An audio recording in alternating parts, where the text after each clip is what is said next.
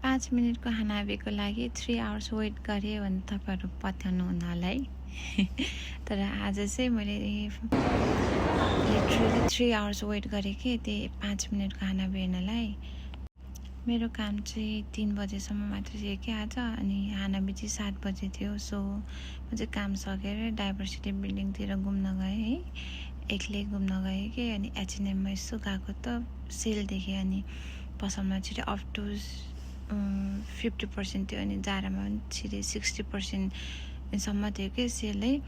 यस्तो घुमेँ, आफ्नो साइजको त केही देखिनँ कि आफूलाई मन नपरेर हो कि के हो, जताततै सेल थियो कि आज। जियोमा पनि सेल देखिरहेको थियो, अनि ज्याकेटहरू हेरेँ, ट्राई गरेँ, लुगा ट्राई गरेँ। लास्टमा चाहिँ सब पसल घुमेर युनिक्लोबाट ज्याकेट उठाएँ। अनि आज चाहिँ सुजिता बहिनी पनि खाना बिहेर्न जाने भनेको थियो। सो म चाहिँ सँगै हामी भेटेर हामी चाहिँ खाना बिहेर्न गयौँ कि। हामी 6:30तिर जाँदाखेरि पनि कस्तो छिटो मान्छे आइसकेको थियो, कति धेरै भिड थियो। अनि बाटोमा कति धेरै थियो कि, यहाँनिर चाहिँ थिएन है, तर अगाडि चाहिँ थियो। अनि बिच साइडमा नि कति धेरै थियो।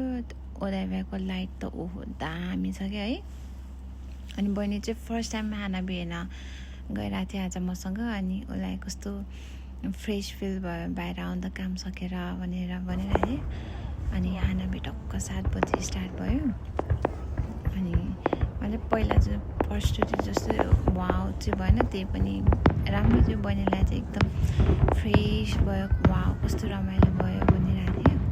म चाहिँ काम गएको अनि फेरि रिपिट भइरहन्छ नि त, अनि बाहिर खासै निक्लै आउन अरे, अनि त्यही भएर आज फ्रेस भयो भनिरहेको थियो। यस्तो दामी लाइटहरू भइरहेको थियो कि। अनि रेनबो ब्रिजको लाइट पनि टक्क 7 बजी हानाबेसँगै स्टार्ट भएको थियो कि। अनि मैले बहिनीलाई चाहिँ मेरो भिडियो बनाइदिएँ न भनेर, दिदी तपाईँ त होचो देखिरहेको छ अरे क्या ल।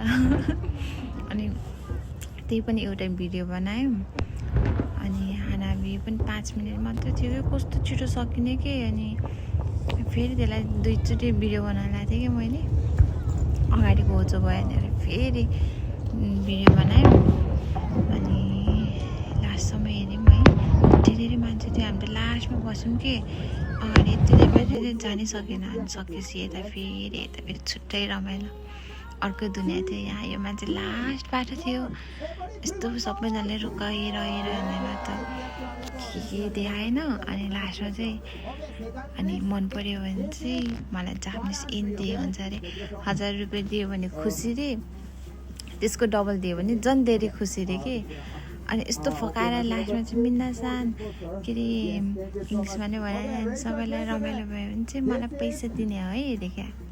अनि यसरी जबरजस्ती वाउ भन्नुपर्ने रे, हाई भन्नुपर्ने रे, वाउ ओके हुरे यस्तो चाहिँ हुन्छ नि, हुटिङ गर्नुपर्ने रे के उसलाई। त्यो पनि जस्ट गाम बाते गरिरहेको थियो, उसको चाहिँ प्रोफेसनै यही हो रे। सो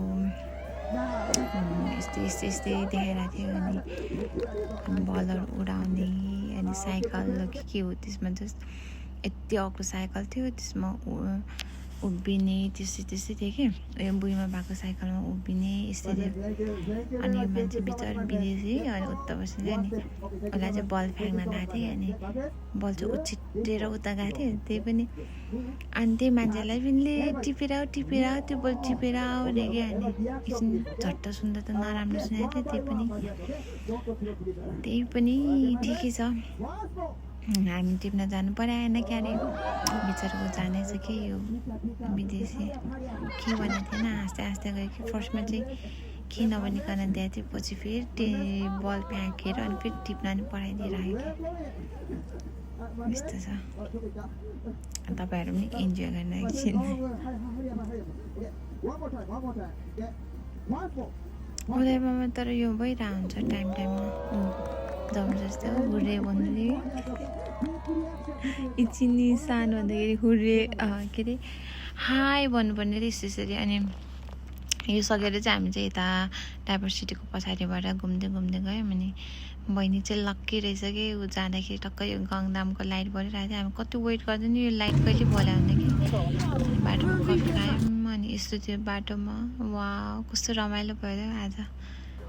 यस्तो थियो, लाइटहरू थियो। एडभर्टाइजमेन्ट चाहिँ खतरा गर्छ कि जे भयो भने।